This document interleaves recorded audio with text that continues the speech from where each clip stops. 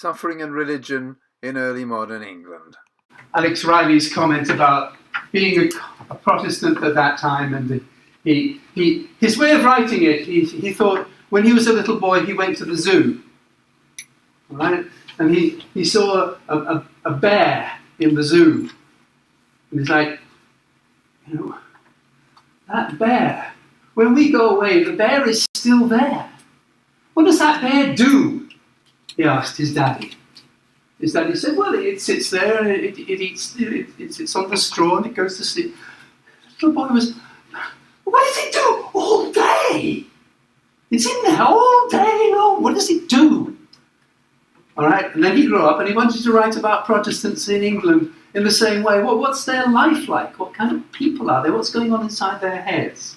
All right, it's hard to understand people from a different period, just like it's hard to understand people from a different culture in the world today.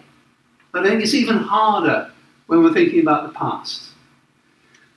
And I can't talk about everything today, but I want to talk about something that's a little bit connected with the big topic of that time, which is the Reformation, and how that influenced people's way of thinking. What the place of religion in their way of thinking, in particular in relation to the idea of suffering.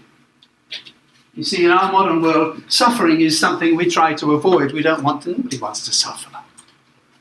But in those days, the way of thinking about it was very different. So I'd like to explore that. In fact, I wrote a book about it about 6 years ago. And I'd like that to be a kind of focus. So, as usual, I will be reminding you of some things that we mentioned before, like the fact that Martin Luther challenged the church through his 95 Theses. He did this in Germany in 1517, and people took that very seriously. They considered it was worth dying for. Which is, again, very hard for us to believe or understand, that they would die for an idea like that. And the Bible was the center of their lives.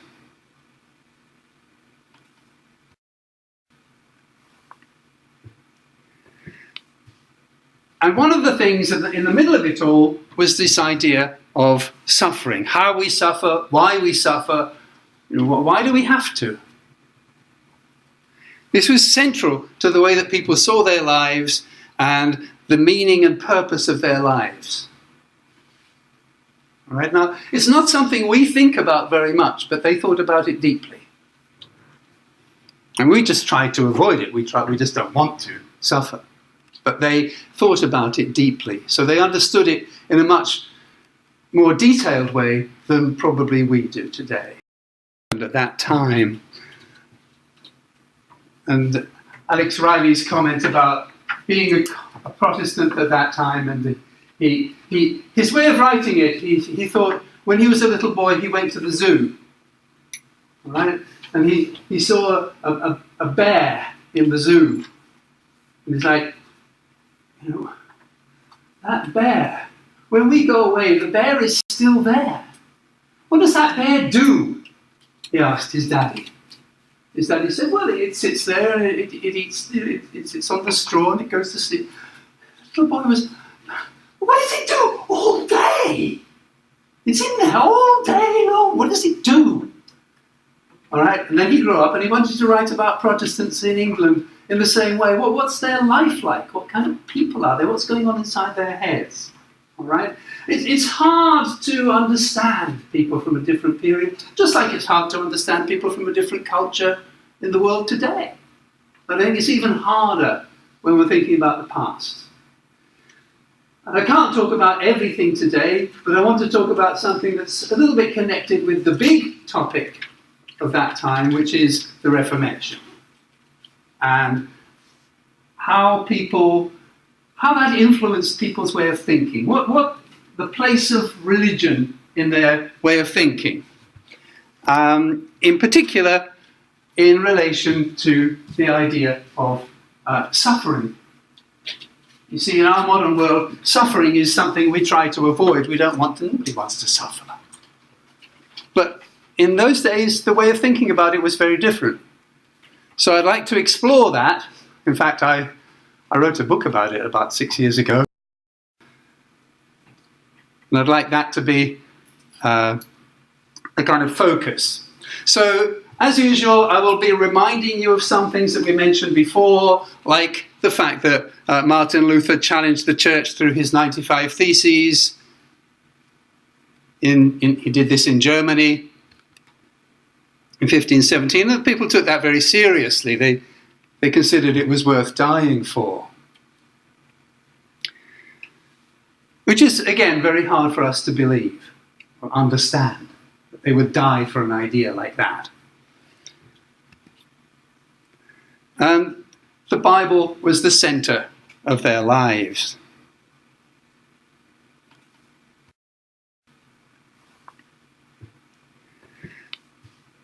And one of the things in the middle of it all was this idea of suffering. How we suffer, why we suffer, why do we have to? This was central to the way that people saw their lives and the meaning and purpose of their lives. All right, now, it's not something we think about very much, but they thought about it deeply. And we just try to avoid it. We just don't want to suffer. But they thought about it deeply. So they understood it in a much more detailed way than probably we do today. Okay, yeah, sorry, no, okay, yeah. Continue, yeah, sorry.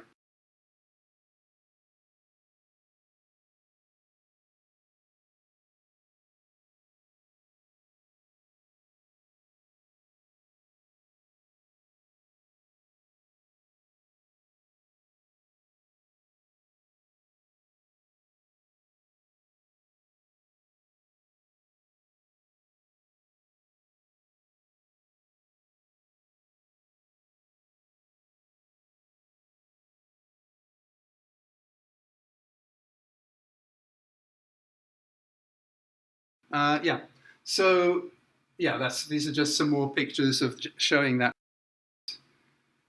kind of punishment that life was in those days. Burning was usually for those people who were thought to have the wrong religion. Strangely enough, after burning was stopped for men, it was continued for women until the 18th century, because it was thought to be better than the alternative punishment for men, which wasn't just to hang them. It was, I don't want to talk about the details because it's pretty horrible, okay? But they would hang them and they would take them down while they were still alive, and they would do nasty things to them. They wanted people's death to be as horrible as possible. And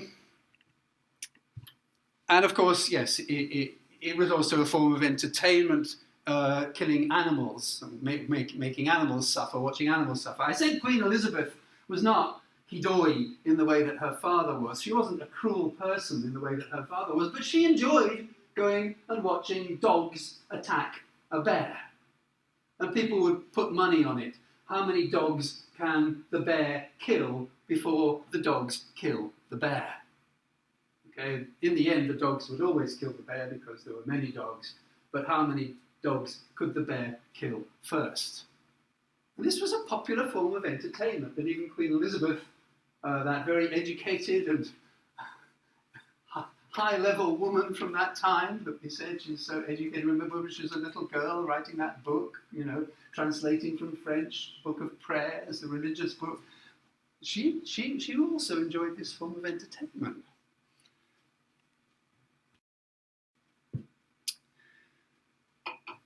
But it was more than just a form of entertainment. It was reminding people that unless they had faith in God, they would be punished, not just now, but after they died. After you die, there is a place where you can be punished forever. That was the teaching. That's what many people, maybe most people, believed. So behind these punishments that existed on this world, there was the idea that nobody could escape the punishment of God.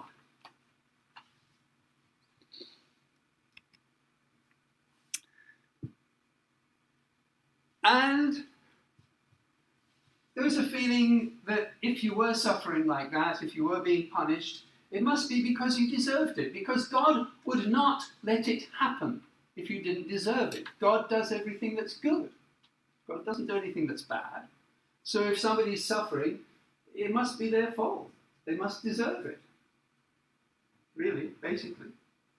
If they're suffering, if they're being punished, it must be for something that they deserved, or if not, God wouldn't let it happen. So the idea that suffering, well, I've said there that suffering comes from God. That's not quite right, actually. Strictly, I should be saying that God allows suffering. Suffering doesn't exactly come from God in the Bible, in the Christian thinking. God made the world and it was good. Only the good things came from God. Somehow suffering came in because we humans were weak. Okay, that's the thinking. So I put it wrongly there. I said that suffering came from God, but that's not exactly right. Okay. If I say it strictly speaking, suffering doesn't come from God. God lets suffering happen because of humans being weak. Okay, that's the exact way to express it. So ordinary people would have the same thinking, of course. They weren't Hangzaisha, they weren't criminals, they weren't being punished for anything in particular, but they would suffer. They would wake up in the morning and they would be sick, for example.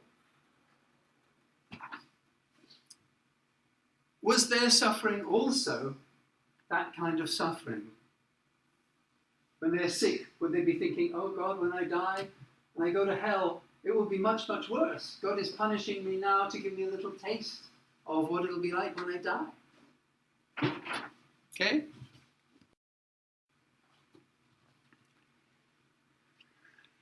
Because nobody could escape suffering. If something is inevitable, it means you can't escape it. It will definitely come. So suffering is inevitable, unavoidable. Not just criminals, not just animals, but everybody.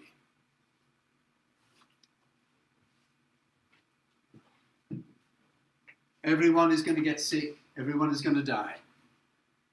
And this is a time when there's no anesthetic, there's no painkiller.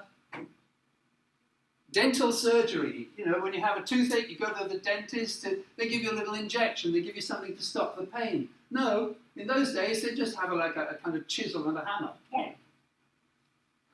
Okay? It's very, very basic, very, very, very painful. There's nothing to stop the pain, or very little to stop the pain. If you needed an operation, Jiu-Jitsu, they did operations, but people would be fully awake, people would be fully conscious. There was nothing to put them to sleep.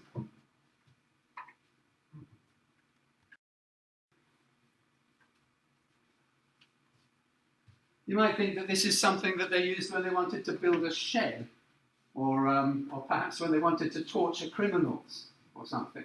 No, these were what a doctor would use, a surgeon would use in those days. All right? And you would be completely awake while, for example, your leg was being chopped off to stop infections spreading through your body, so you would die. So, because suffering was all around, and people were threatened with suffering when they were dead as well as the suffering when they were alive, people wanted to try to understand suffering. They wanted to make sense of it in a way that we just don't really think about it so much intensely. For bad people, the meaning was clear. Their suffering was a punishment. But it isn't just bad people who suffer. Good people suffer as well. Everybody has to suffer. So, when good people suffer, what's the meaning of their suffering? Why are they having to suffer? Well, rather than being a punishment, as I said, for them it would be a purification. They were being made pure, being made clean. God's way of preparing those who are going to go to heaven is to purify them in this world through suffering. Right? Even their idea of medicine was very often like that. If the medicine doesn't make you feel bad, it's not good medicine. Even medicine has to make you feel, everything has sort of, that medicine that tastes sweet and nice won't purify you. Good medicine will taste bitter and it'll make you suffer in itself, but it will in the end make you better. So this is actually, it's not English, but it's from the, late 15th, early 16th century, a very famous picture showing how, sort of pattern of this life, how we understand this life by the Dutch painter Hieronymus Bosch. We've got, if we look at it, on one side here, all right, that's on this side, we can see it's the Garden of Eden, but there are some uncomfortable things in it, all right, and that seems to be chasing here. We've got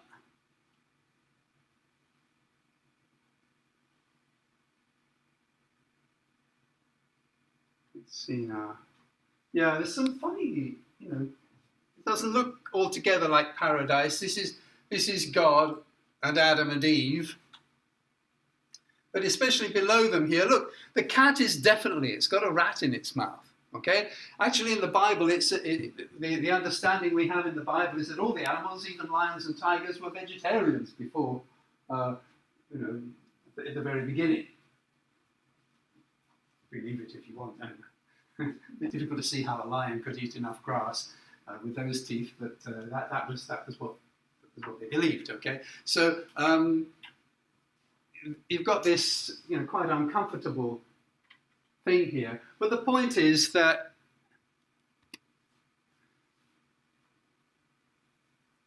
God is introducing Adam and Eve, and it's almost like he knows what's going to happen. He knows that Eve is going to be corrupted. She's going to take that apple, and they're going to have to leave this place. And they're going to live a life of pleasure, which is the main middle part of the picture. This is showing people basically having sex in about 1,000 different ways, really. It's showing all kinds of people living for pleasure, the whole life of pleasure, this world of pleasure. But the point about living for pleasure is that you're going to have to pay. In the end, you're going to have to pay for these pleasures. You're not just going to be able to live a life of enjoyment and pleasure. You're going to die, and it's going to be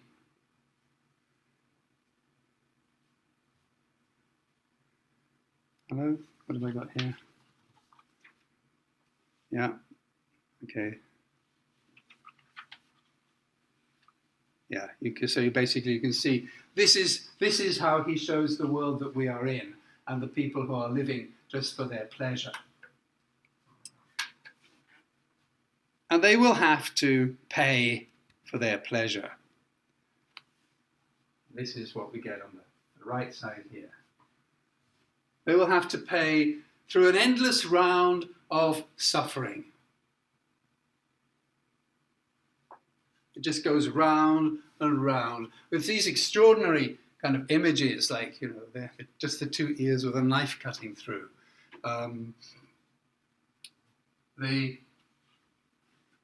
Again, a knife cutting a body here, all very gross. And this is a good example. They get eaten by this horrible creature, comes out, kind of goes round, goes back up, and gets eaten again. Okay, it's a sort of endless cycle of suffering. These are all showing endless cycles of. It's just never good. It's never going to end. This is what you're faced with. This is what's going to happen to you. This is how you're going to be paid back for your life of pleasure. So you pay for your pleasures. I mean, we still have the idea that you pay for your pleasures. I mean, people go out and get drunk and the next morning they've got a hangover. It's kayoi.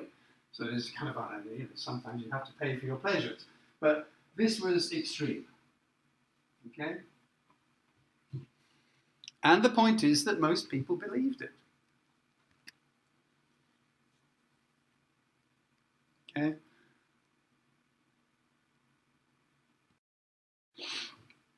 It's a good example of the economy of suffering, the idea that we pay for our pleasures. And this is something that, this is not just for Catholics or not just for Protestants, it's part of the Christian religion for Catholics or Protestants alike.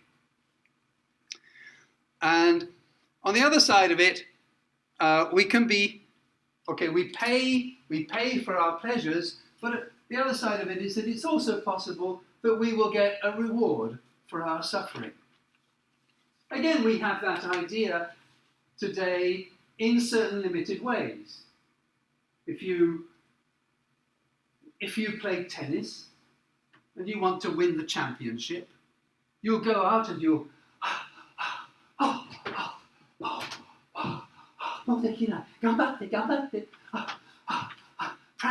practicing hard, so you will win the competition.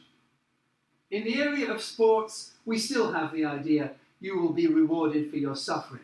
It hurts now, but later on you'll win the cup, you'll be the champion. So, even if it hurts, gambatte, gambatte. So, in the area of sports, we have shiken, jigoku. Okay? It's the same thing, right? You suffer, but in the end you get into Georgidaigaku. Was it worth it? But anyway, you didn't. That's all you got here.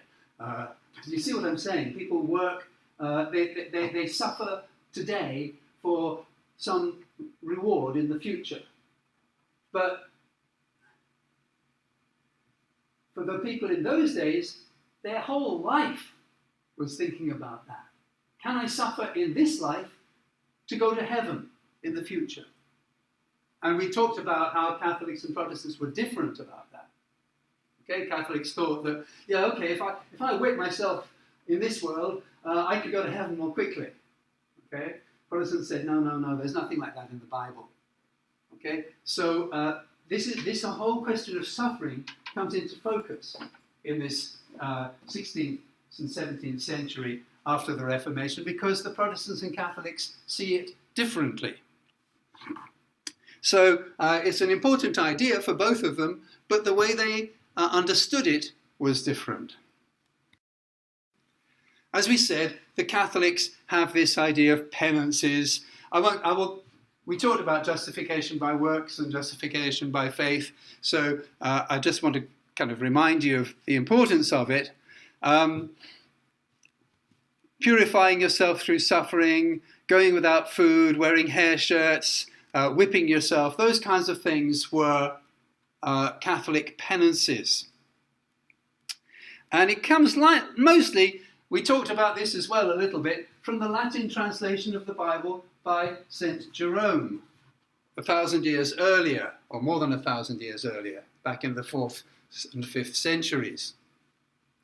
That was the translation of the Bible into Latin.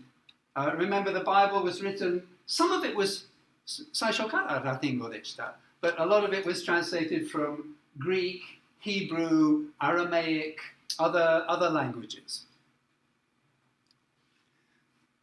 And so Jerome's translation was very, very important. And is the classic kind of penitent, suffering out in the desert, making his life as uncomfortable as possible, keeping things to remind him of death beside him at all times, sleeping on the hard rocks. Okay, he was a model for this kind of life of punishing yourself in this world so that in the future you can go to heaven. He was famous for those kinds of penances. So naturally, that comes through in his translation of the Bible.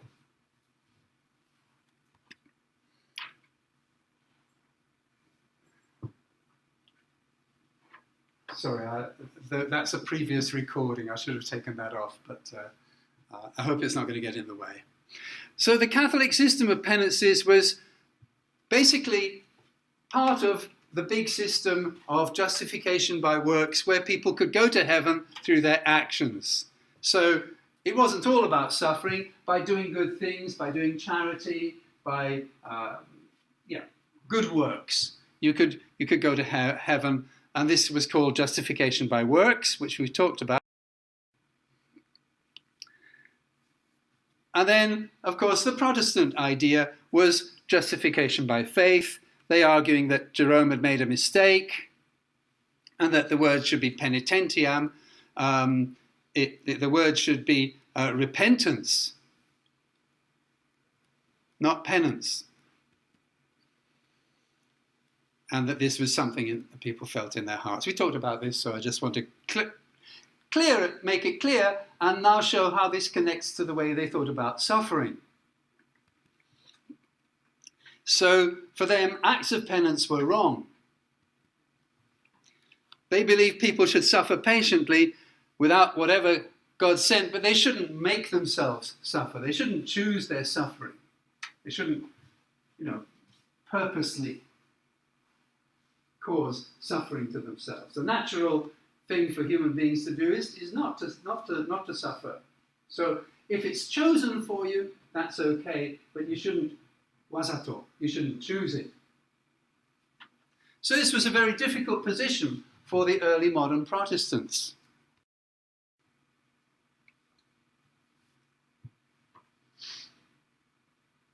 This is the typical example of the person who patiently suffers. In the Bible, Job.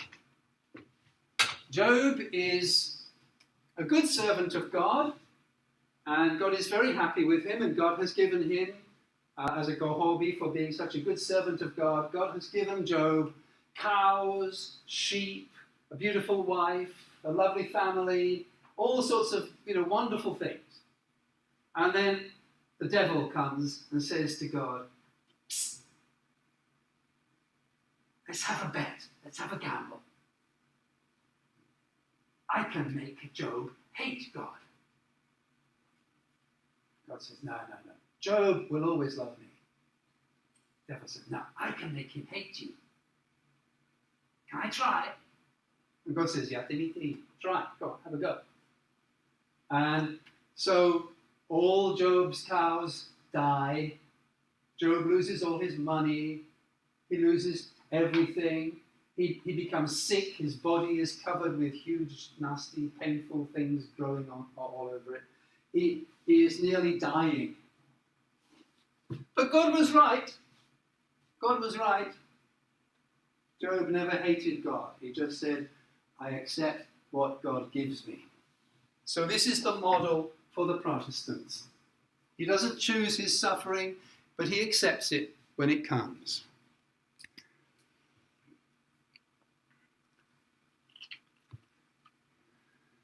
And so the Protestant idea that you should accept whatever suffering comes, but you shouldn't force yourself to suffer, you shouldn't make yourself suffer, was part of a bigger system which we talked about before, justification by faith, that people would go to heaven through their trust in God. And another part of this system was the idea that God had already, Tonikaku, God's already chosen you or not chosen you. So you can't do anything.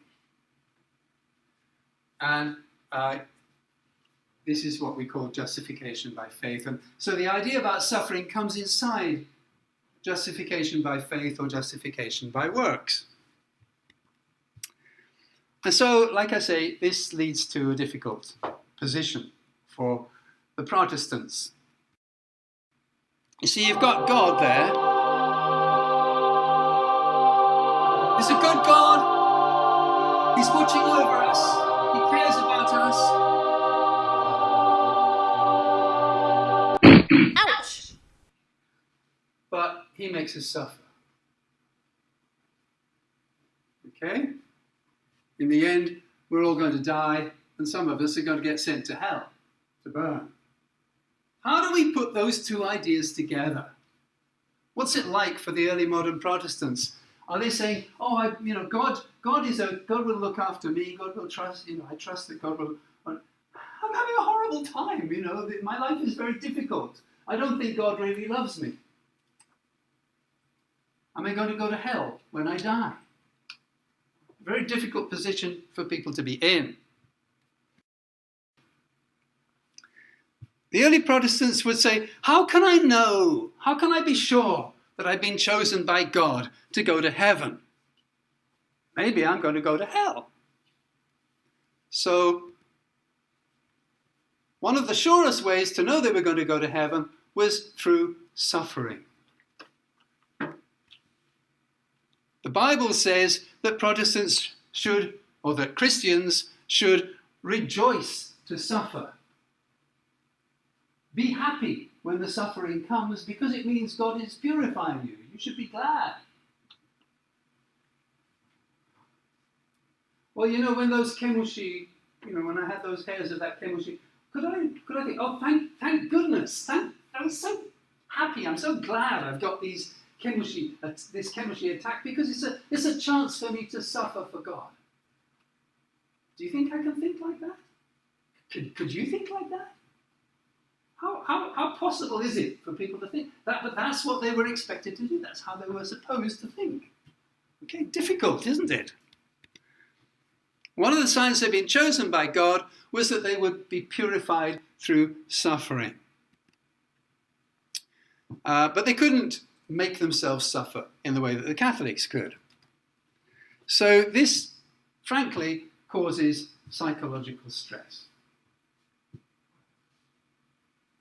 It's no accident that you're starting to get the first books on...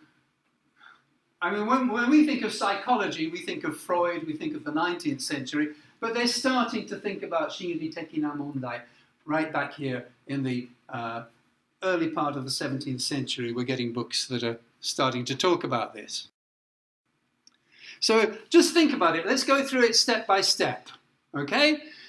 Here's your typical Protestant gentleman, and he says, I rejoice to suffer for Jesus Christ. What do you think God's going to say to him? God's going to say, he's going to say, that's because you're one of the chosen. And your suffering is going to purify you and you're going to go to heaven. Great. Okay? He is the lucky case. He's the positive case.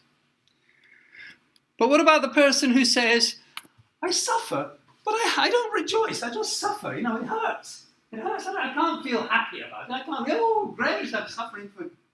I said, how I feel. I just feel, yo. Okay? It just hurts. Right? I can't feel that I rejoice about it. Well, that person is going to be told by God that, well, you're not one of the chosen. That's why you can't rejoice to suffer. Okay? Your suffering is just a taste of what you're going to experience in hell after you die. What do you think it's like? Kamateru no where? Shinotoki jigoku iku. On top of the fact that I'm suffering, I'm going to go to hell when I die. And on top of the fact that I'm suffering now. Tough. Okay? Psychologically difficult for people to live with and accept. And Alex Riley, this book that I told you about, he from his reading of the literature of the period, he feels that most people went through some kind of psychological crisis about this in their life. Maybe not all through their life, but they would go through a period of depression, feeling that whatever I do, I'm going to go to hell, I can't change it. When I suffer, I just suffer. I don't feel, oh, it's my chance to suffer for God. I don't feel like that. I think I'm going to go to hell. A lot of people had that kind of negative depression as a result of the religious philosophy, the religious climate of the time. How about the guy who says, I rejoice, but I don't suffer. I'm just basically a happy guy. I'm lucky, I go through life. I haven't really suffered very much. I go out with my friends. We've seen what happens to them in the Hieronymus Bosch picture, okay? You have a life of pleasure, but then you're going to have an eternity in hell. And then finally, what about the poor person who says, well, yeah, I suffer, but I don't rejoice. I just suffer. Okay? Again, you're going to go to hell. It's a very strict religious philosophy, isn't it? It's a very strict idea. And this was being taught in all the churches, all through the country. People, and like I said, you have to think of religion at that time like a television with only one channel that you have to watch. Okay, you can't watch, let's have a different channel, let's watch a different, no, there's only this. Every day, every week, this is what you've got. Okay, so everybody was having these ideas pushed on them. And it was gimel to go to the church. It was obligatory to go to the church. If you didn't go to church, you would get fined. And if you kept on not going to church, you'd get put in prison. You had to go. So the early modern Protestant theology didn't really offer people much comfort. The only way they could get comfort was if they were not only suffering, but actually rejoicing to suffer, which, as I say, is a pretty tough thing to try to do.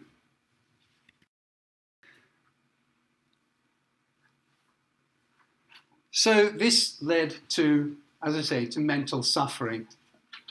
Alec Ryrie calls it a culture of despair. He's an excellent scholar. He's written a very, very good book on this. He calls it a culture of despair in early modern England. He talks about the diary of Nehemiah Wallington, for example. He talks about his anguished desolation, meaning his sense of nobody cares. God doesn't care. I'm alone and I'm lost. I'm nothing can help me. And some of it comes from Calvin. You remember in Europe we said there were several big reformers. The two biggest reformers were Luther and Calvin. Calvin's idea that God decided right from the beginning if you're going to go to heaven, and you just have to live this life and you've got no choice about what happens afterwards. There's also a terrible feeling that you can't control it, you can't change it, nothing you can do is going to change your position. So of course people felt depressed. And Richard Burton's very famous Anatomy of Melancholy. Today we call it depression. But melancholy is just basically kigawa moi koto. It's the same, it's the old word really for depression. In 1621. And large numbers of, as from Alec Ryrie's book, large numbers of Protestants were certainly haunted by the fear that they might be irrevocably damned, and many were, at least sometimes, absolutely convinced that they were. So some people would be, you get it in Shakespeare, people, Hamlet, oh, am I going to go to hell? What have I got to do to go to heaven? How can I save myself? It comes into Shakespeare, it comes into the literature of the time a lot. But many people would, probably most people would be asking the question, and many people would be saying, yappari, I'm not chosen. Okay? Especially because when they suffered, it just hurt. They didn't feel glad about it. They couldn't. They didn't know how to. I think that would be true for most of us in this room, perhaps all of us, I don't know.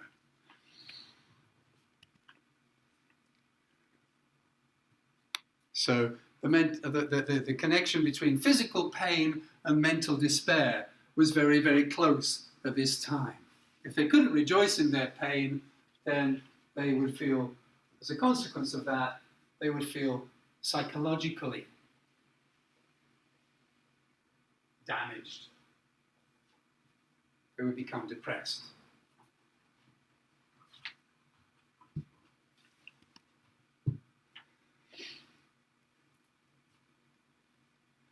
This is the front title page of the original book, Anatomy of Melancholy. It shows the different types of melancholy. The major causes of depression in early modern England are jealousy, not a very clear picture, but somebody else has got something that we say in English, the other man's garden is always greener, the other man's grass is always greener. It's always better in the other person's garden, right? So we don't feel satisfied with our own. Solitude, okay, being on your own. Again, sorry, the pictures are not very clear. Of course, solitude is not just being on your own. You can be in the countryside and not feel lonely, even though there's nobody there. Some of the loneliest times are when you're in the middle of the city, surrounded by people, but there's no one you can talk to. There's no one you can communicate with.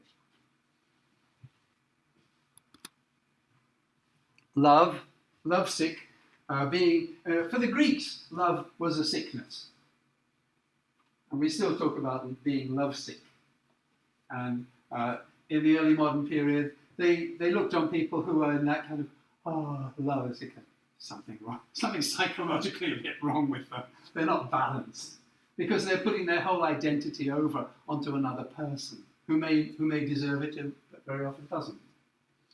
So, love, hypochondria is basically, you keep thinking, you wake up in the morning, koshi ga itai. Honey ga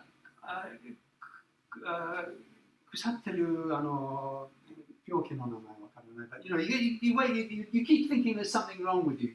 There's nothing. Wake up, you're okay. You're here. You're alive. You had breakfast. There's nothing wrong with you. Why do you keep thinking that? Oh, maybe I've got cancer, or maybe this, or maybe that. Feeling negative about your bodily health. Hypochondria. Superstition. And here, they put a picture of a Catholic. Right? Meishi is superstition, believing in things that are not true. In the end, it will make you unhappy. Madness.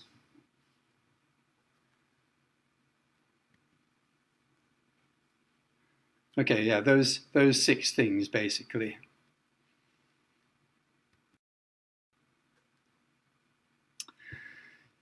So, what's interesting about the anatomy of melancholy is that it's the early 17th century, but already people are beginning to look for the answer not in religion.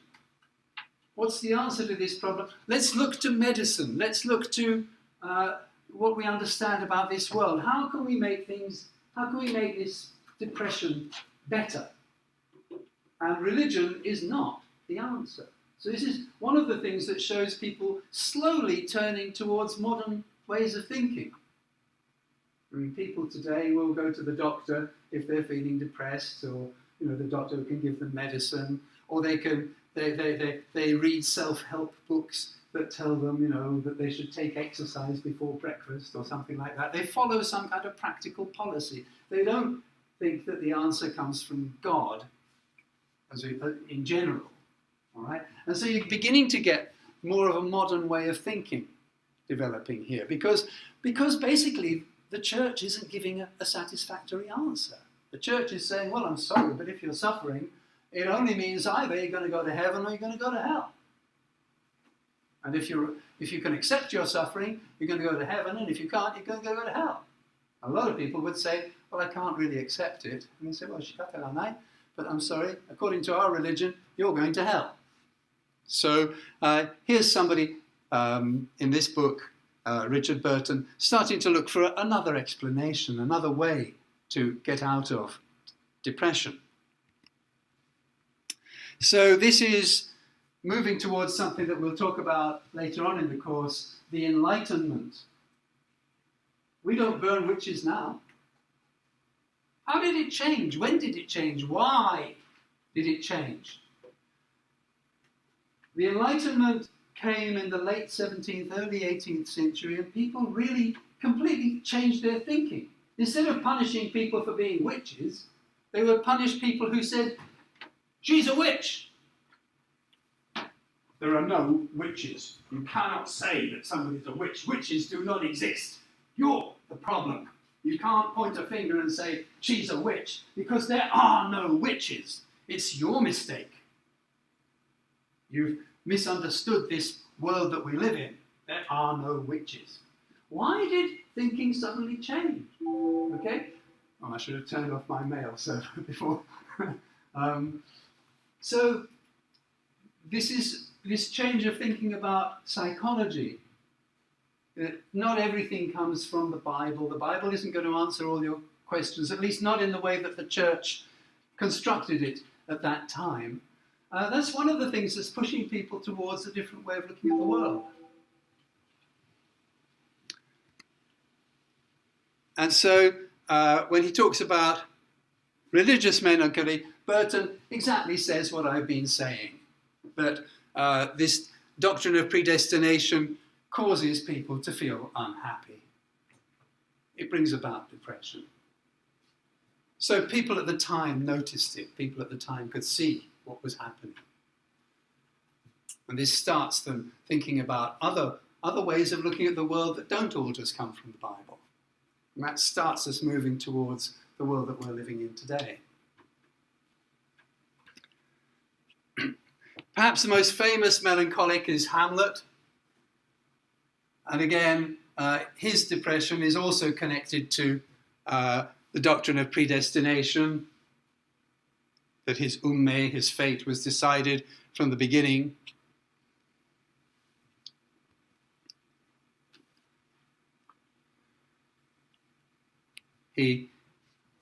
One of his most famous speeches, I think probably if you know a speech from Hamlet, you know to be or not to be, that is the question. But here's another speech, his first long speech in that play.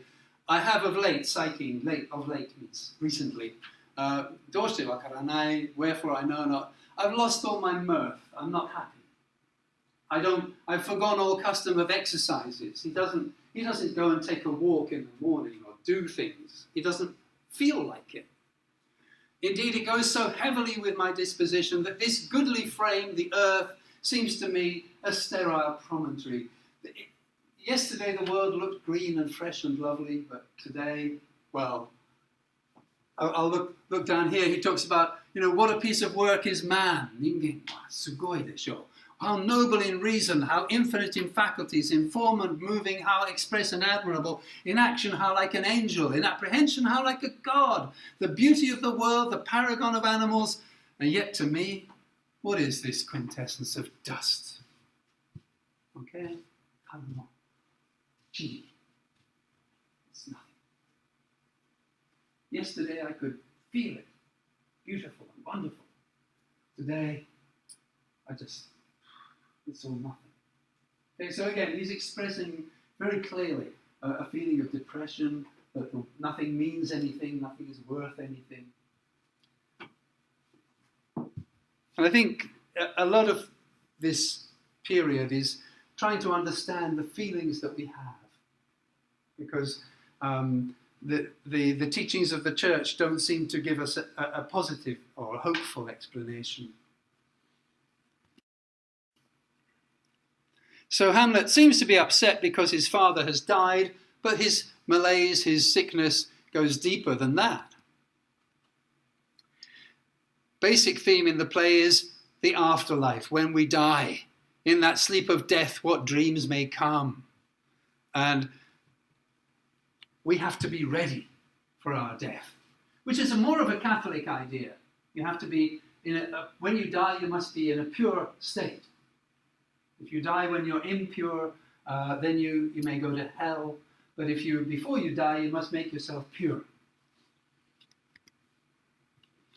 And then he kills the wrong person. He wants to kill the Satsujin who murdered his father, but by mistake he kills the wrong person.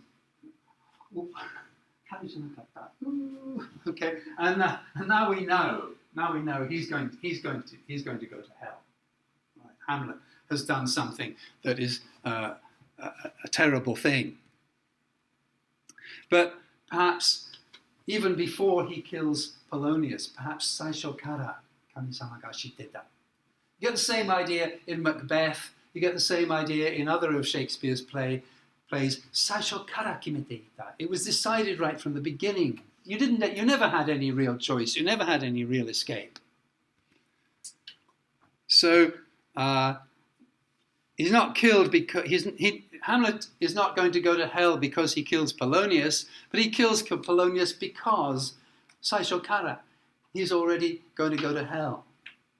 So these are the kinds of ideas of the literature from that time. These are the big ideas that people are talking about. And so, again and again in early modern literature, we're going to find those kinds of topics coming up.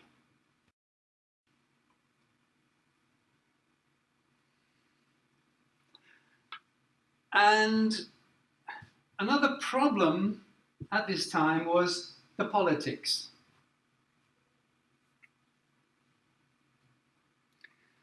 You see, if people are taught by the religion that they should be happy to suffer, then when they're suffering, the seijika or the king or the people in political power can say, when people are sort of, it's terrible, we're suffering, we're having a bad time, you politicians, can't you help us? No, you should be happy to suffer. It's great that you're suffering because you can go to heaven. Okay, so convincing people that they should be proud of their suffering was a political tool in those days. And again, there's a very good book that's been written about this. Melissa Sanchez, she talks about how it's moving into kind of almost erotic kind of sadomasochistic type of control. That sort of like, we can make you suffer and you want to, don't you? Because you know you'll go to heaven, so you should want to. It has just really kind of quite a sick sort of atmosphere going through the politics of this period. The way that the people are being controlled. And subjects know that they're being abused. The people, the population know that they're being abused, but they accept it because it means, hey, look, I'm suffering here. I'm sugoi, I'm great, I'm suffering, okay? This gives me a kind of power. All right? Look at you, you're not suffering, what, you can't talk. Okay, can you understand again the sort of the way that the psychology starts to work here? And especially the suffering of women in this context was very important. I talked last week, 2 weeks ago about, 3 weeks ago I think, about Mary and the Protestants who were burned by Mary. Some of them were women. And those women became very, very famous because the idea is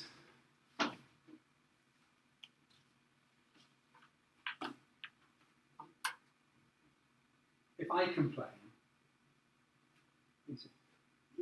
you complain. Look at that woman. Look what she could suffer. And you're complaining? And you're a man? You're a man who can't even suffer like a woman? You're worse than a woman.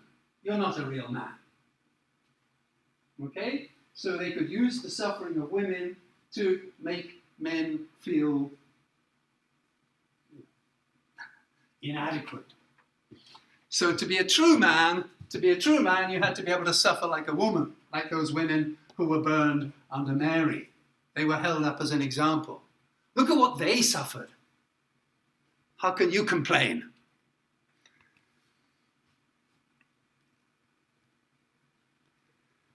And well, this one is this very famous example of Anne Askew. She was famous because she was high class, and this was under Henry actually. Henry Hastings, under Henry VIII. She was most terribly tortured. They wanted her to tell the names of the other people who were together with her. She refused to speak.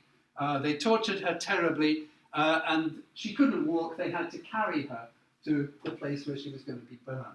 So she was one of those women who was held up as an example. You talk about suffering. Look how brave she was. All right? Your suffering is nothing compared to her. Be a hero like her. Stop complaining.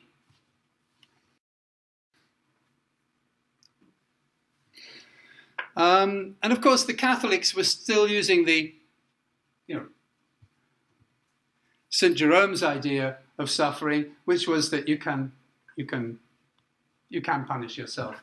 Now, I said before, the Catholics don't suddenly end when Queen Elizabeth makes the Protestant Church after Mary dies. There are still many people who believe in the Catholic thinking, or that utagao, dochi ga ii? What's the right way? Shakespeare himself, he's debating. Is this the right way, or is this the right way? Protestant, Catholic, lots of people weren't sure. So not everybody was sure about their religion, but there were certainly many, many people who continued to think, oh, katoliku no kangaekata sonna ni warakatta deshou ka? And was the Catholic thinking really so bad? And if it was so bad, it means my mother and father, who were Catholics, they must be in hell now. I want to see them when I die. I don't want to think that their religion was wrong. So there were a lot of people who carried on with the Catholic ways of thinking. And they continued with their penitential practices secretly in England. And the Protestants, of course, disagreed with that, said it was a bad thing. By the end of the early modern period, the Protestants came round to, well, we're the common sense people. All right? We suffer when we have to, but we're not choosing to suffer. The strange ones are the Catholics who go through their penances. That's looking for suffering, punishing themselves. That's not normal. Okay? So the Protestant way of thinking starts to look at the Catholic way as being kind of twisted.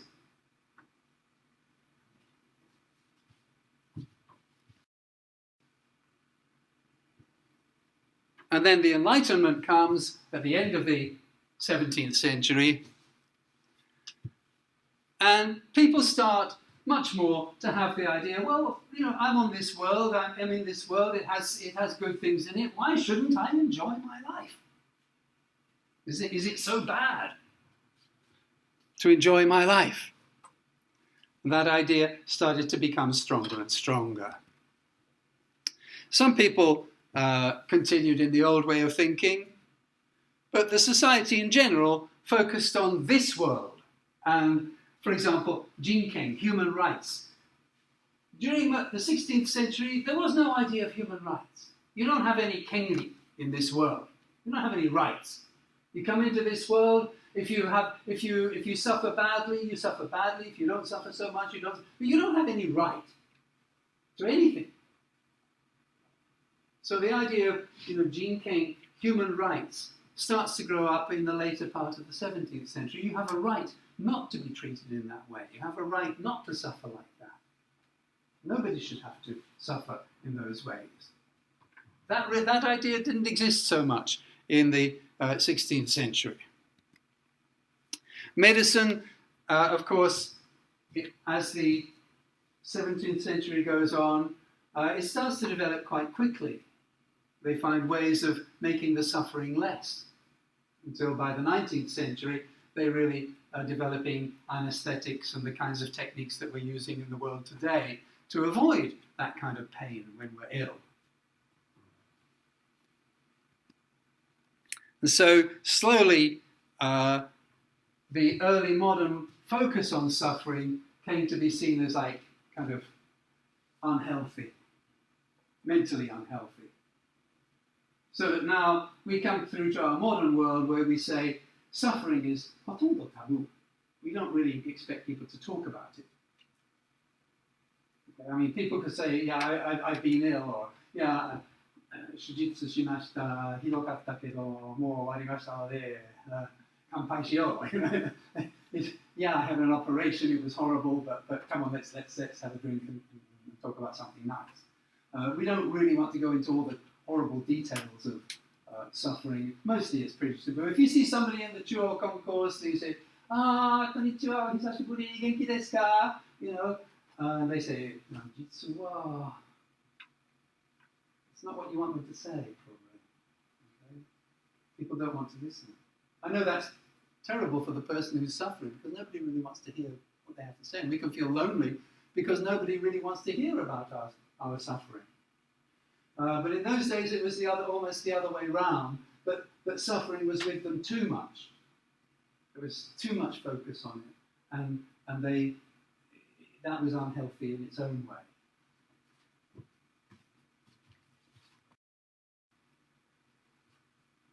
So, just to finish off with, the Bible was of central importance in the early modern period. Protestants thought that you had to be able to accept and even rejoice in your suffering so that you would know that you were going to go to heaven.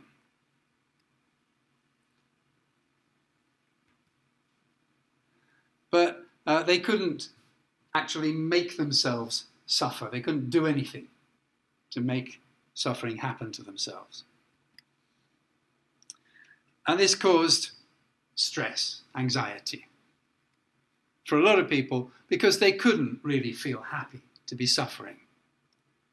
And so their suffering was just for them, oh, when I die, it'll be like this, only all the time. And politically, it was being used as a tool to convince people to accept. You should be able to suffer. You should be happy to suffer. You shouldn't complain. All right? If we make you go to war and fight, or if we make you pay high taxes, or if we make you do things in terrible conditions, you should be happy because it's all an extra chance for you to suffer so that you can go to heaven. All right, so that's just looking at one aspect of the early modern experience. I think that's the end of the slide. Oh, sorry, there's a little bit more. In the end, medical advances made it possible to avoid suffering, and then the Protestant hatred of Catholic penitential practices led to a kind of taboo on suffering, and suffering is being pushed out of sight as much as possible in our modern world. I think that's the end. Okay, I'll leave it up there. People are writing in bits and pieces. Okay, so lots of things there that will help you to feel how different the world was from our world. And I'm trying to move on quickly because there's something else I'd like to do before I finish today. So I'm going to end that.